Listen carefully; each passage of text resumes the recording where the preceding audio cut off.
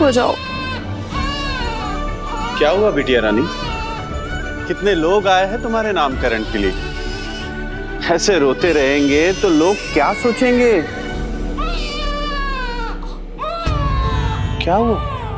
कुछ तो है। इसे भूख तो नहीं लगी? नहीं, भूखी तो नहीं है, फिर भी पता नहीं क्यों इसका रोना रुक ही नहीं रहा।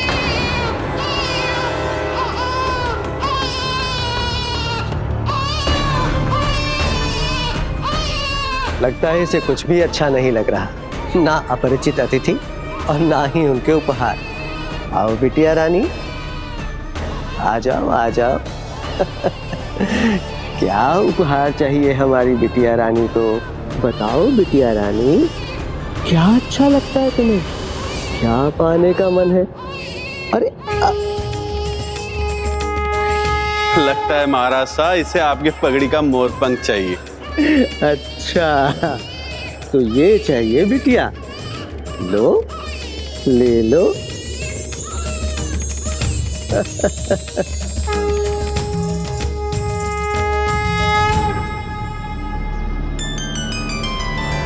मैं जानता हूँ तुम्हारी पोती जन्म से ही श्री कृष्ण के प्रति अपार प्रेम लेकर आई है। श्री कृष्ण का भजन सुनकर जन्म लिया और पहला उपहार भी लिया तो क्या, हाँ? मोर पंख। श्री कृष्ण ही नहीं, माता लक्ष्मी भी घनी प्रसन्न है राजकुमारी सा से। हमारे देश की तो समृद्धि बढ़ गई इनके आने से। मर्ता राज्य के अब सभी गांव हमारे साथ हैं, एक भी गांव अलग थलग नहीं है। दूधाजी महाराज की अधीनता सभी ने मान ली है। हम तो सिर्फ इस धरती के राजा हैं, हमसे ऊपर तो वो है हमारे गिरिधर गोपाल।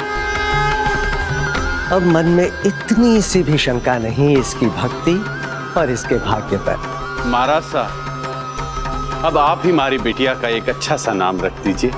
ये शुभ कार्य होगा राजगुरु श्री बिहारी दास जी के मुख से।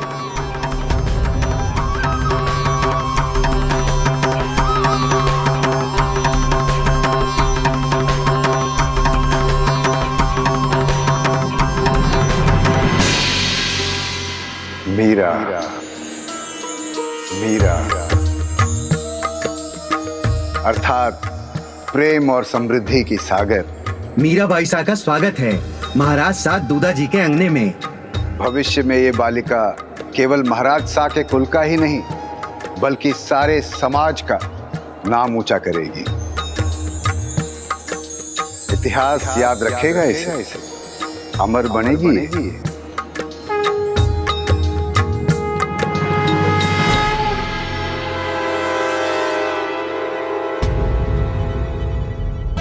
जीवन आरंभ होगा संघर्ष से, क्योंकि कुंडली में तो यही लिखियो है। लेकिन इस बालिका का संघर्ष ऐसा सुफल लाएगा कि सबको इस पर गर्व होगा, क्योंकि इसे तो भगवान का आशीर्वाद मिल लियो है। अलौकिक नाता है इसका स्वयं श्री हरि श्री कृष्ण से। होनहार बिरवान के होत चीकने पात, अर्थात जो बालक होनहार होता है उसके संकेत तो पालने से ही मिल जाते हैं। जिस अलौकिक कृष्ण प्रेम का संकेत मीराबाई ने अपने बचपन में दिया था उसे गुरु बिहारी दास तो समझ गए थे, किंतु इस बात को सभी समझ सके ये थोड़ी संभव था। देखते ही देखते मीरा बड़ी भी होने लगी।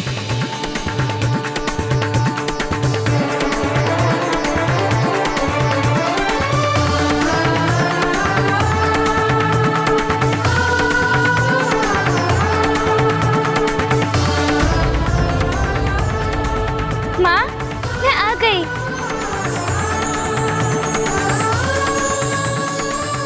कहाँ रह गई थी? जरूरी काम से गई थी। महल के बाहर श्री हरि के मंदिर जा रही हूँ, इसलिए उनके लिए कुछ लाने गई थी। तो फिर दिखाओ क्या लाई हो अपने श्री हरि के लिए। ये देखो माँ, ये फूल। ठीक है, अब चले।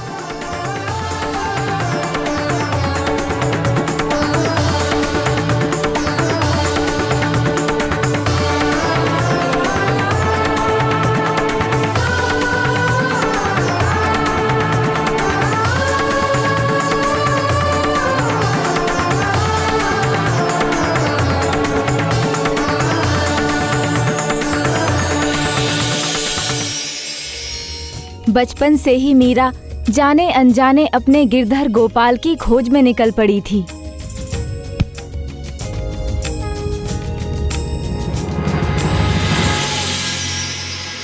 उसे जो भी उपहार मिलता था वो उसे औरों में बांट देती थी, क्योंकि उसे तो बस अपने गिरधर गोपाल चाहिए थे। भेंट में मिला हुआ दुपट्टा तुमने उसे क्यों दे दिया पुत्री? ये उसके लिए था माँ। और तुम्हें कैसे पता चला कि वो थारे लिए नहीं है? बहुत आसान है माँ। मैंने उसे पकड़ा, देखा, कुछ लगा नहीं। कुछ भी नहीं? चोखा तो था वो दुपट्टा, पर न अच्छा लगा न बुरा, तो मैं समझ गई मेरा न था। कभी कभी अपनी उम्र से अधिक बड़ी लगती हो जब ऐसी बातें करती हो। अच्छा सुनो बिटिया, आज तुम्हारे ताऊसा ताईसा आने वाले हैं। उनके सामने अधिक बात नहीं करना।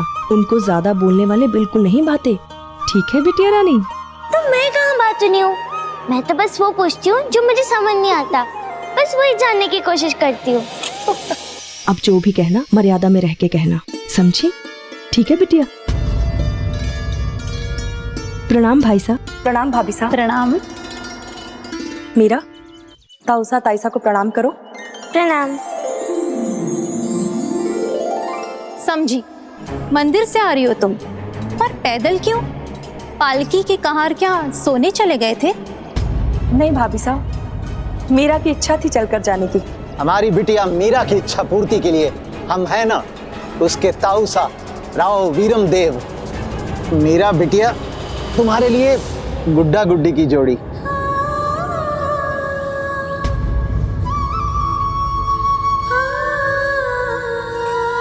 आओ।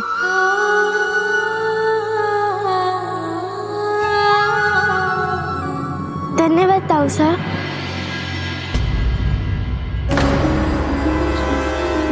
क्या हुआ मीरा, चोखा नहीं है क्या ये गुड्डा गुड़िया का जोड़ा? नहीं ताईसा, जोड़ा तो बहुत अच्छा है। जब तुम बड़ी हो जाओगी तो तुम्हारे लिए भी तुम्हारे ताऊ ऐसा अच्छा जोड़ीदार चुन कर लाएंगे। तुम्हारा जोड़ा भी सुंदर बनवाएंगे। इससे पहले कि मीरा इन्हें ये उपहार लौटा दे, इसे यहाँ से भेज देना चाहिए। मीरा, ताऊसा ताईसा बहुत दूर से आए हैं, थक गए होंगे, इन्हें विश्राम करने दो। रुको मीरा, मेरा भी तो उपहार लेती जाना।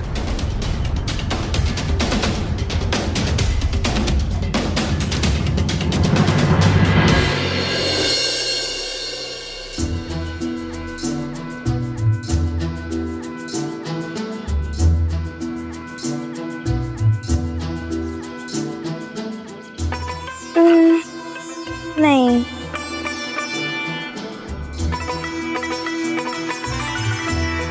ये भी नहीं।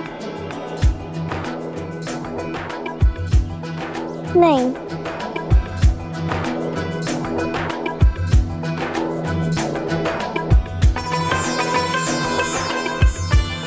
कुछ भी नहीं। कोई मेरे लिए ऐसा कोई उपहार क्यों नहीं लाता जिसे देखते ही मुझे ऐसा लगे हाँ ये मेरा है, मेरे लिए है। ये इसमें से तो मेरा कुछ भी नहीं है।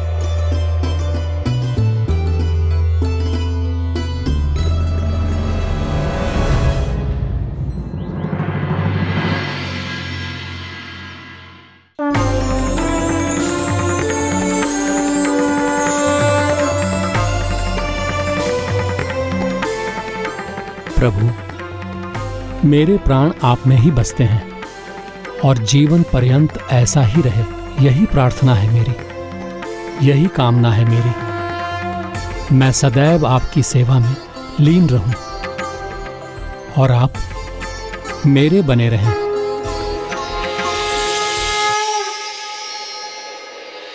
आइए भाई साहब, बैठिए। भोजन बहुत ही स्वादिष्ट था, धन्यवाद। भाई साहब, आपके आदर सत्कार के लिए आपका ये अनुज कोई त्रुटि नहीं छोड़ सकता। ओहो, आप लोग यहाँ पे हैं? मैं आप ही को तो ढूंढ रही थी।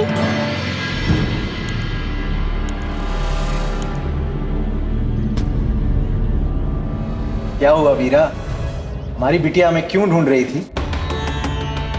मीरा, ताऊसा ताईसा ने अभी भोजन किया है, उन्हें आराम करने दो, उसके पश्चात बात करना। अरे कोई बात नहीं, मीरा मेरी प्यारी बिटिया है, इसे किसी चीज से कोई मनाही नहीं। मैं तो आपको इसलिए ढूंढ रही थी ताकि मैं आपको ये सब लौटा सकूं। क्या हुआ मीरा? इन सुंदर और मूल्यवान उपहारों में से तुम्हें कुछ भी पसंद नहीं आया? ताइसा, ये बात नहीं है, ये बहुत ही अच्छे हैं, सब एक से बढ़कर एक है, पर इनमें से मेरा कोई भी नहीं है। जो देखकर ही अपना लगे उसे ही अपने पास रखना चाहिए ना। मीरा, ये सभी उपहार तुम्हारे लिए गए, तो ये है तो तुम्हारे ही ना।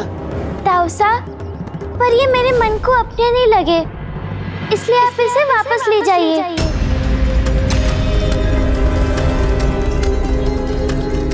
कलयुग में जब सभी को सांसारिक सुखों से, विभिन्न सुख साधनों से मोह होता है, धन ऐश्वर्य आदि से लगाव होता है, तब मीरा को तो बस एक ही लगन लगी थी, जिसका उसे अभी पूर्ण रूप से ज्ञान भी ना था। किंतु भगवान श्री कृष्ण तो अपनी लीला आरंभ भी कर चुके थे।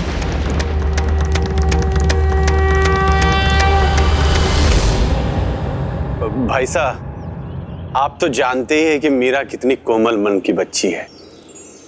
जो कह दिया सो कह दिया। सच तो ये है कि आज तक इसने बचपन से कोई उपहार लिया ही नहीं। बस पिताजी महाराज शाह से मोर पंख उपहार में लिया था। उसके सिवाय हमारी मीरा को कुछ भाता ही नहीं। हाँ, दादाजी सा का वो उपहार मैंने बहुत संभाल कर रखा है। मैं दिखाऊं आप दोनों को?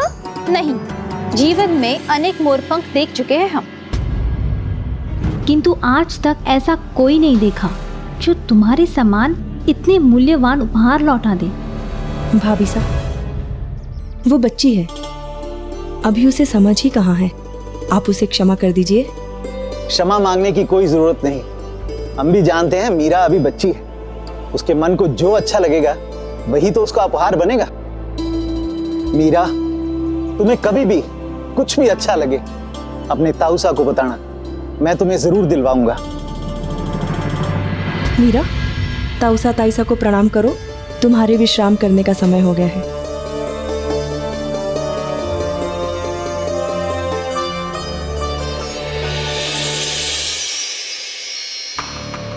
अगर ऐसा ही रहा तो तुम्हारी बिटिया एक दिन जोगन बन जाएगी देवरानी सा। संभालो उसे अभी से।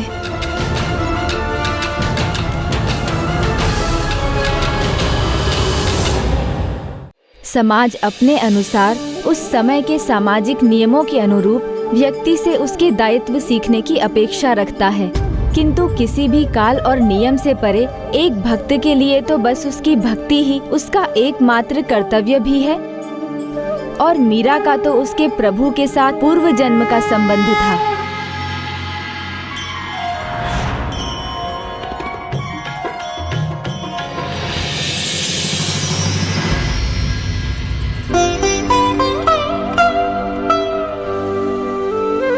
मीरा बिटिया, यहाँ आओ।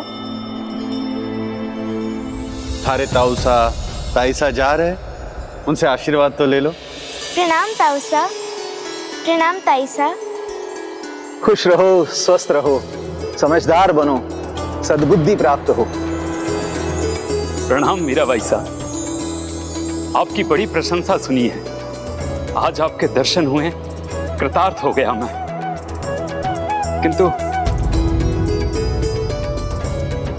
अरे दे दो, संकोच मत करो। बस इतना सोच लो कि ये उपहार मीरा तभी रखेगी जब वो उपहार उसे पसंद आएगा। आपको उपहार देने के योग्य मैं कहां? बस ये छोटा सा कुछ है, यदि आप रखेंगी तो मुझे अच्छा लगेगा।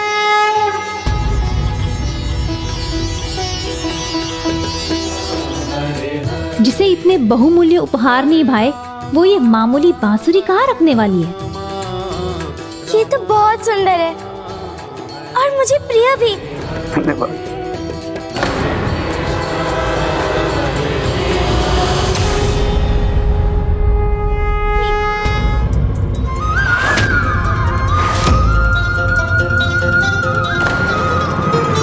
अपनी बिटिया को राजघराने के संस्कार और रीति रिवाज सिखाओ। बहुमूल्य गहने छोड़कर चुना भी तो क्या, एक सेवक के हाथों से बनी बांस की साधारण सी बांसुरी। चलिए।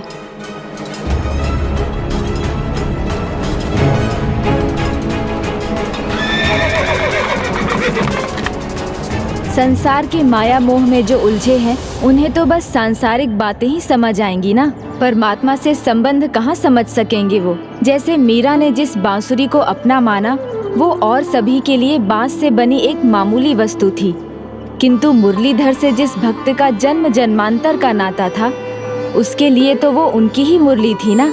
मुरलीधर गिरधर गोपाल से जुड़ने का एक साधन।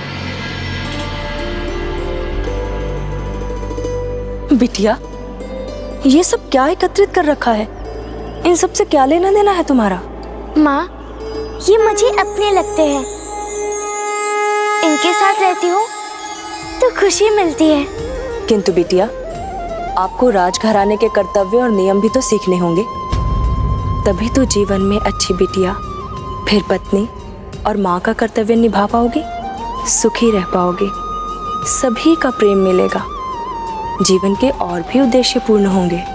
माँ, मेरे जीवन का उद्देश्य क्या है?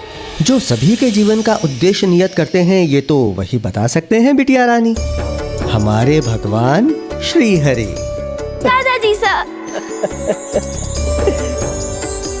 कितने दिनों बाद आए हैं पता है?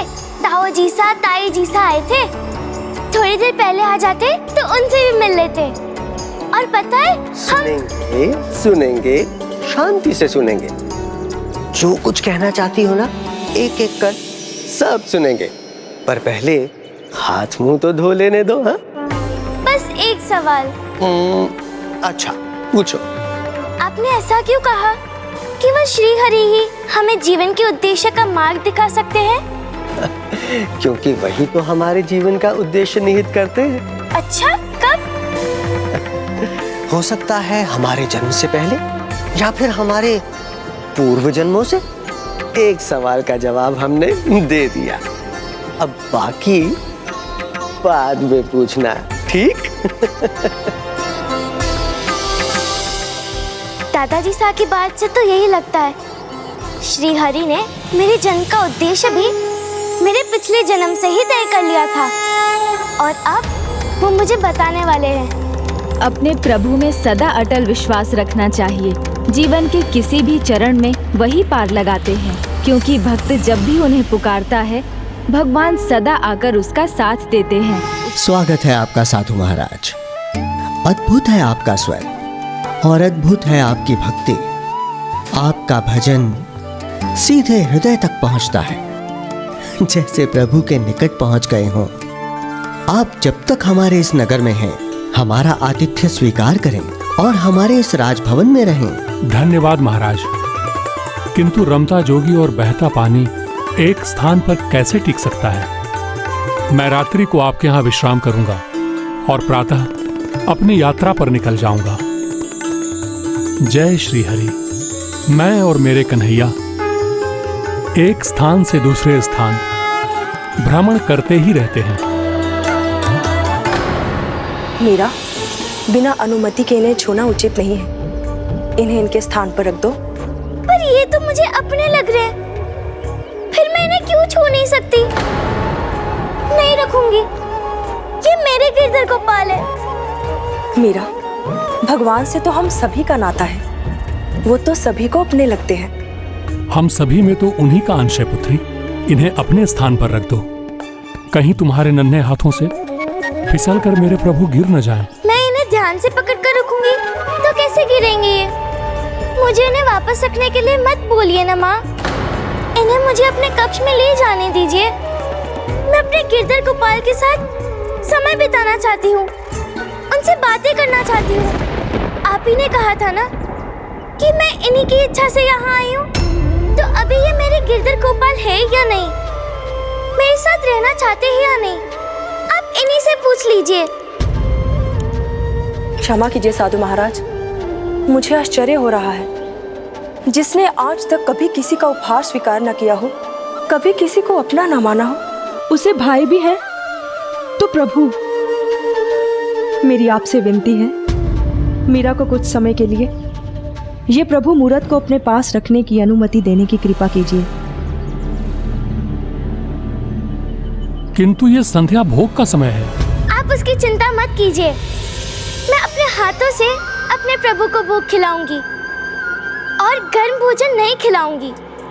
जैसे माँ फूक फूक कर शीतल करके खिलाती है, वैसे ही मैं भी खिलाऊंगी। मेरे प्रभु मेरी श्वास हैं। जैसे मैं अपने श्वास से दूर नहीं रह सकता, वैसे ही मैं अपने प्रभु से भी दूर नहीं रह सकता। किंतु इस बालिका के प्रभु प्रेम को देखकर मैं इसे मना नहीं कर सकता। ये कुछ समय के लिए प्रभु को अपने पास रख सकती है।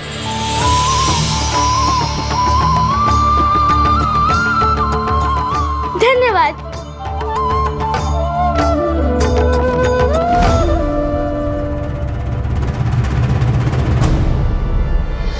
धन्यवाद साधु महाराज।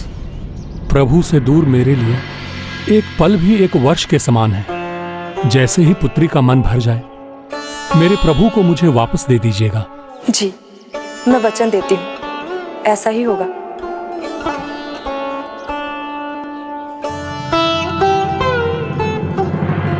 भक्ति का प्रेम कुछ ऐसा ही होता है। एक भक्त के प्रभु प्रेम से दूसरा भक्त प्रभावित हुए बिना कैसे रह सकता है। इतनी कम आयु में जब सब बालकों की रुचि खेल आदि में होती है, मीरा का प्रभु प्रेम तो अद्भुत था। ये तो मीराबाई के अद्भुत अलौकिक प्रभु प्रेम का आरंभ था जया मौसी। अब तो ये निरंतर बढ़ने ही वाला था। मीरा को उसके गिरधर गोपाल मिल ही गए। कब से ढूंढ रही थी आपको, पता है? पिछले जन्म से। अब जाकर आप मेरे सामने आए हैं। मैं तो आपसे कब से मिलना चाहती थी, पर आपको कभी मन नहीं हुआ मुझसे मिलने का। ओहो, मैं तो बातों में ही लग गई। साधु महाराज ने कहा था आपके भोग का समय है, आपको भूख लगी होगी ना। मैं अभी भोग लाई।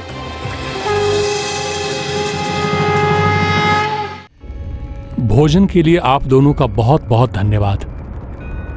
किंतु मैंने आपसे कहा था कि जब तक मैं अपने प्रभु को भोग नहीं चढ़ा देता, अनाज का एक दाना भी ग्रहण नहीं करता। यदि बालिका का मन भर गया हो तो मेरे प्रभु को ले आइए। आप चिंता न करें साधु महाराज, मीरा आपके प्रभु के लिए भोजन की थाली ले जा चुकी है।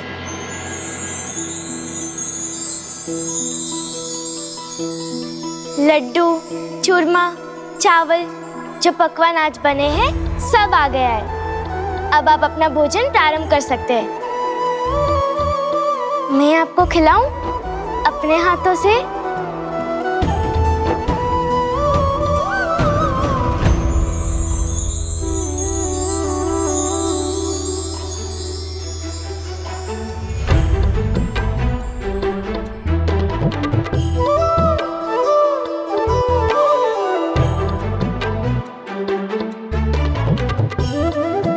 लगता है बस चखना था आपको, कुछ खाया ही नहीं आपने, सब बचा हुआ है। ये भी तो है, जब इतने सारे पकवान हो तो समझ ही नहीं आता क्या खाना और क्या छोड़ना।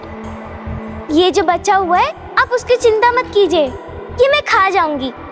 माँ कहती है भगवान का भोग उनके चखने के बाद प्रसाद बन जाता है, तो ये तो प्रसाद हुआ ना। तो अब मैं इसे खा लेती हूँ।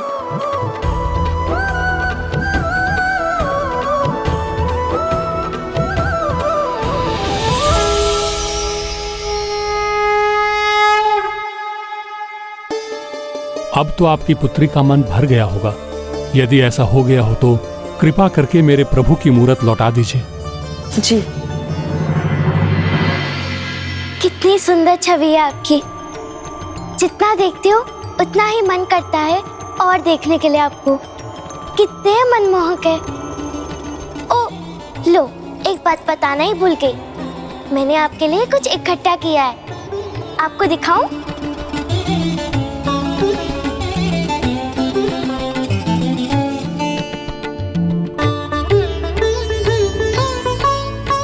ये देखिए,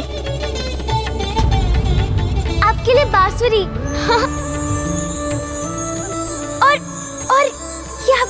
मोर पंख।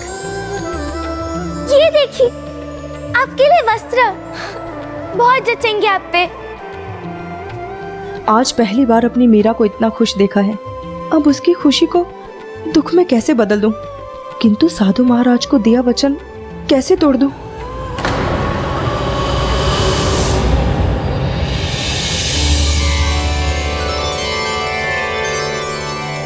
कह दी सब बातें अपने गिरधर गोपाल से, या अभी भी कुछ कहना बाकी है? देखिए ना माँ, बहुत कुछ बताया है इन्हें, पर अभी ऐसा लग रहा है बहुत कुछ बताना शेष है अभी। किंतु बिटिया, अब प्रभु भी तो साधु महाराज के पास जाना चाहते होंगे। नहीं, मैं मेरे गिरधर गोपाल को कहीं नहीं जाने दूंगी। वो मेरे हैं, मैं इन्हें अपने पास ही रखूंगी। आप कहीं नहीं जाएंगे।